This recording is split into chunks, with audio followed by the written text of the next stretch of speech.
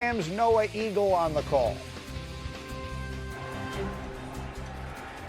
Bennett feels it. Oh, this time it is picked. It's a big man interception. T-Raw Edwards lowers the shoulder. The earth is shaking. Edwards, takeaway. Chargers in business. All right, so it's all fun and games. Everyone loves the big man, right? Exactly, Dan, right? Why are we, it's the preseason, defensive coaches. We're dropping defensive tackles into coverage in the preseason now? See, you're overlooking the most important part of this video. Great highlight. Bennett, why is he trying to make What the hell is Stetson Bennett doing? Oh, you're doing this again? Don't make a tackle for the love of all things holy, especially in the preseason. No, you know what's the best And way to now make we have a team? two Rams quarterbacks with bad backs. I've said it before. I will say it again. There should be a low-flying helicopter hovering over every NFL field. And when there is a change of possession, a little rope ladder should drop out of it, and the quarterback should be able to grab on and be whisked away like Tom Cruise in Mission Impossible. There is no reason in the world in a preseason. This is quarterback Stetson Bennett going to get himself killed in there. I mean, are you kidding me? yeah. Maybe go different. Maybe go with a different tackle. I mean, look. He got trucked. He got trucked. He just ran into him. Oh, my goodness.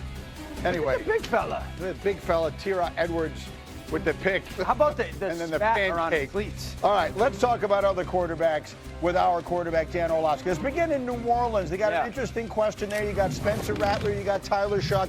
How do you see it? I would start Spencer Rattler. Tyler Shuck has had some good moments, yes, and he's the rookie draft pick. Held on to the football a couple times yesterday. But for me, Spencer Rattler's just got some high-end talent. It's not perfect by any means. There is that gunslinger element to it. But the ability to make some big-time throws showed up again in that comeback tie yesterday. And if I'm New Orleans and Kellen Moore, I'm going to start Spencer Rattler and see what happens and go from there. He looked good. He looked good at the end of the game yesterday. He did look good. Let's go to New England. What are you hearing about Drake May? I just want the aggressive Drake May back. Like, this is the preseason. It's 3 verticals. Minnesota changes from 1 safety deep to 2 safety deep.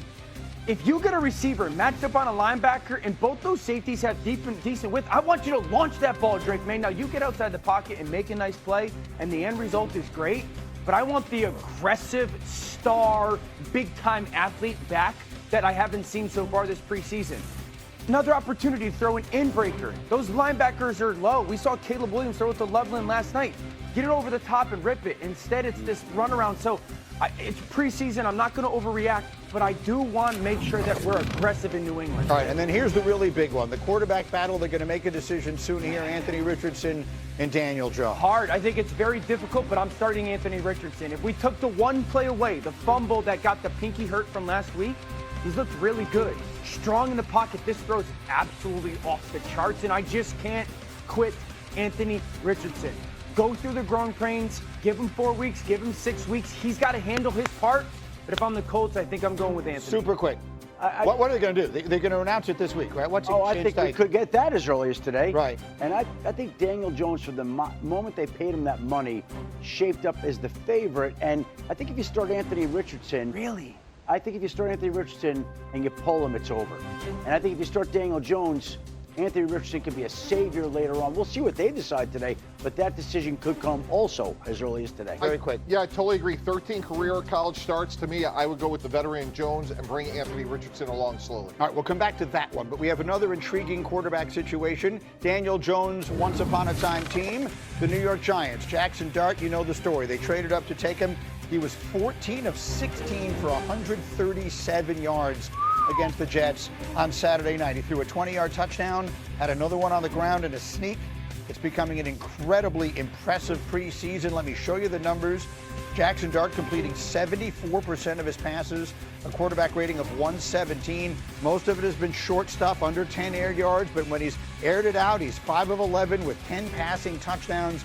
Has Jaxson Dart been as good as we think he's been? I can tell you right now, the fans in this city here in New York are over the moon with Jaxson Dart. Has he been that good? He has, and he's played like a guy that I really thought should be a top 10 pick. The most interesting part through 2 weeks for me is it looks like in New York they're doing with Jaxson Dart what Washington last year did with Jayden Daniels. And that means taking a lot of the things that he did and was comfortable in college and doing it in the NFL. He's got open, 5 wide receivers. This is a lot of the things that he did at Ole Miss. He gets 2 safeties deep. We want to work the middle of the field. He's very comfortable at just moving that backside safety and then trusting his arm talent to rip this ball over the underneath defenders, but before that backside safety gets there. He did that a lot at Ole Miss.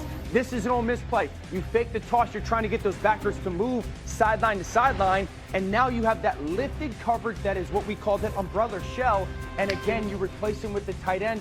He did just that very play in college. So I'm not telling everybody they should start him, but I do find it interesting that Washington did this with Jayden Daniels last year. It looks like New York is doing it with Dart. Doesn't every team do that for their quarterback? No. Mike Shannon used to do that for Robert Griffin III in Washington. Not every team does it, though, but that is another very good Every example. team should do it. Yes. Not every team does do it. A lot of these coaches are such geniuses that they have to. Their system is what's going to win, and it doesn't make any difference what player they plug in. The good coaches are the ones who tailor what they do around the talents of their players. That said, you have been, from day one, Mike, saying that Jaxson Dart should be their starter. Yeah, from the time he was picked in Green Bay, give him the playbook and never look back for a number of reasons. Like in talking with them, everything that Dan just said about what he's done on the field, they're even more impressed about off the field, the intangibles, the leadership, the energy, the juice. He is the guy, he is their future. And Kemba gave me a great stat about Russell Wilson, who's going to be 37 Greeny in November. Last year, he was sacked at a rate 31% above league average on an offensive line that had an above average pass block win rate. And when you look at the Giants, the right side of their offensive line is a concern. So when you have someone who is as athletic as Jaxson Dart, he can minimize that concern. And I will tell you this. Going back to Mark Sanchez when we were at the Jets, he has looked way better in the preseason than Mark Sanchez did. We started Mark Sanchez from day one. We got to the championship game, and there's no reason you can't live with the growing pains of Jaxson Dart early to be much better in November and December. Are you applauding that? No. Thank you. So I wouldn't start him right away. I wouldn't. Here's my concern when you make the comment, he's athletic enough to cover it up.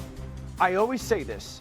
For the young, super talented quarterbacks that are athletic, you actually want to develop a little bit of their game to be less reliant upon that. Because we all get to a point where we say, you have to play from the pocket in the NFL to be consistently good long term. And I think what happens with the guys that are athletic that get shoved onto the field right away is, while their athleticism gives them a chance to survive a little bit, it never really allows them to develop a proper way because they're so reliant on it. And so for me, yes, the athleticism matters for Jaxson Dart, but if the offensive line is poor, I don't want him thinking, well, I'll just continue to run around and not develop the necessary in-pocket stuff that he does have to develop. And there are questions about the Giants' offensive line, but there don't appear to be any questions, despite this conversation, about what this team is doing on opening day. They continue to insist that they plan to start Russell Wilson in the regular season opener against the Washington Commanders. I expect them to give the Commanders